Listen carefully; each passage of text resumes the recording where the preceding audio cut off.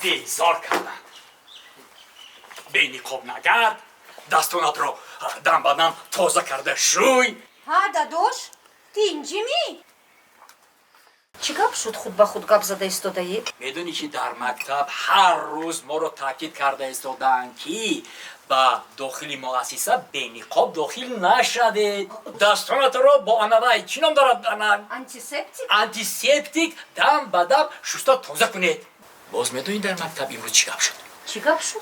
هر یک آموزگار باید که واکسینه کند، چون که وی هر روز با خوانندگان سر و کار دارد و در هر یک صنف تا 25-30 خواننده میشیند و اگر که ما آموزگاران سالم و بردم باشیم، خوانندگان نیز صحت و سلامت میمانند.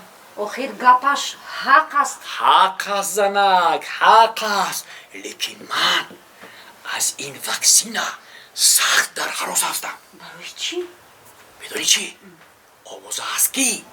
آوازه که این واکسینه هم ضرر و حتی خطر داشته است. او به هر یک آوازه باور نکنید. سلام پدر جون، سلام مادر جون. سلام پسرکم. سلام سلام.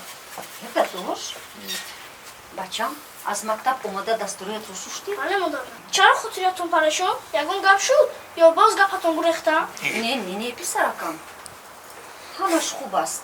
در همین جای کاری پدرت همه واکسینه میگذارونند، اما پدرت به این راضی نیست. وای ضد واکسینه است، من همین قدر کار.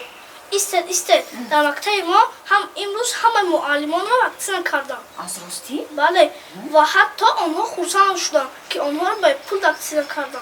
انا دیدی واکسینه رویگون بوده است.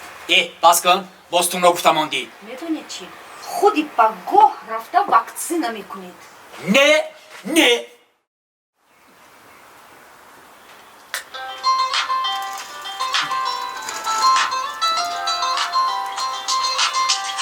باز دیرکتر.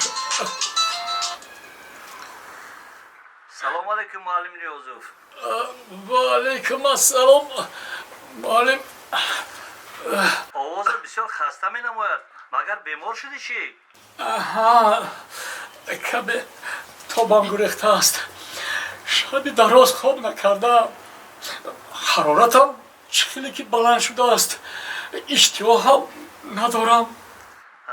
فهمو آخر کاری خودتان را کردید. با شما چند مرتبه گفتیم که واکسینه را قبول کنید، بی‌پروایی نکنید.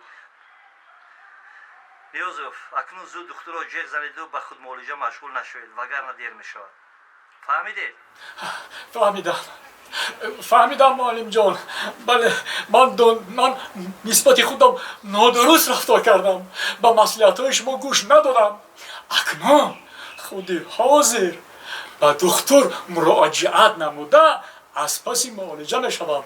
رحمت به شما معلم جان. رحمت.